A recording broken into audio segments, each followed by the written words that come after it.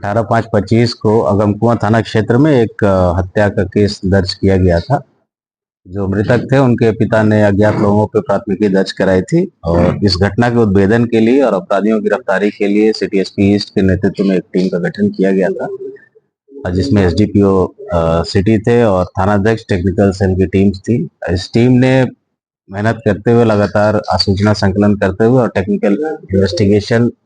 Manual intelligence, manual inputs के आधार पर इसका डिटेक्शन किया है सफलतापूर्वक और इसमें अभी तक कुल 8 लोगों की गिरफ्तारी हुई है टोटल।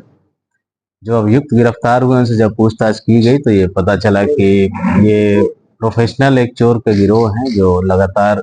निरंतर पिछले 2-3 माह से अलग अलग क्षेत्रों में, थाना क्षेत्रों में गृहभेदन की घटनाएं कर रहे थे और जो पिछले मार्च से लेकर अब तक की 12 घटनाओं में इनकी संलिप्तता अभी तक प्रकाश में आई है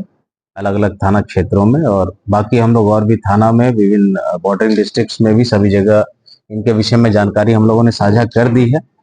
ताकि किसी और थाना क्षेत्र में भी अगर कोई ऐसा फुटेज मिलता है, दिखता है, तो वो आकर भी इसमें पूछताछ कर सकते हैं। इनको रिमांड पर लिया जा सकता है और उस केस में भी इनको रिमांड पर लिया जा सकता है। जो घटनाएं घटित हुई, अभी जो 8 लोग गिरफ्तार हुए हैं उनके नाम है अनिल कुमार महतो जो आलमगंज के हैं,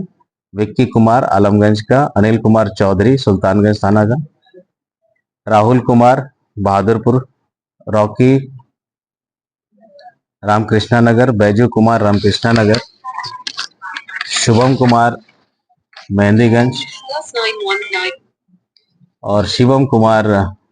आलमगंज थाना का। ये 8 लोग गिरफ्तार हुए हैं। इनके पास से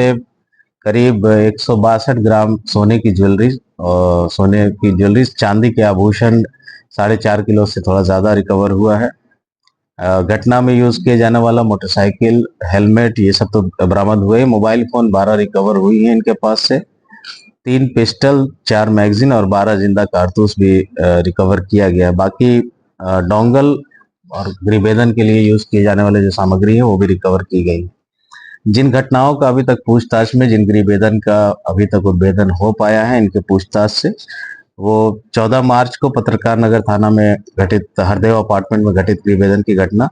11 अप्रैल को गोपालपुर थाना में शिवाजी अपार्टमेंट में घटित घटना, 14 अप्रैल को गोपालपुर में ही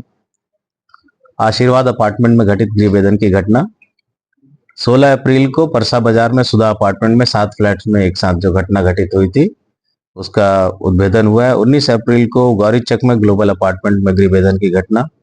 21 अप्रैल को परसा बाजार में सन सिटी अपार्टमेंट में गृहभेदन की घटना जो घटित हुई थी, 1 मई को दानापुर में आरडी टावर में 5 फ्लैट्स में एक साथ हुई थी चोरी की घटना, 12 मई को दानापुर में चित्रकूट नगर रोड में, 13 मई को रामकृष्ण नगर में सुनैना अपार्टमेंट में, 14 मई को गोपालपुर में आराध्य अपार्टमेंट में, 20 मई को खवाल में अरुणोदय अपार्टमेंट में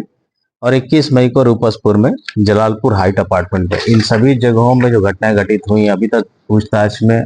और जो सामग्री है, जो हमारे पास इनपुट्स हैं, साक्ष्य हैं, उसके आधार पर इन केसेस में इनकी संलिप्तता प्रकाश में आई है। जो हत्या का केस था जो दर्ज किया गया था, मृतक और ये 8 लोग पकड़ाए हैं, ये सभी एक ही गिरोह के सदस्य थे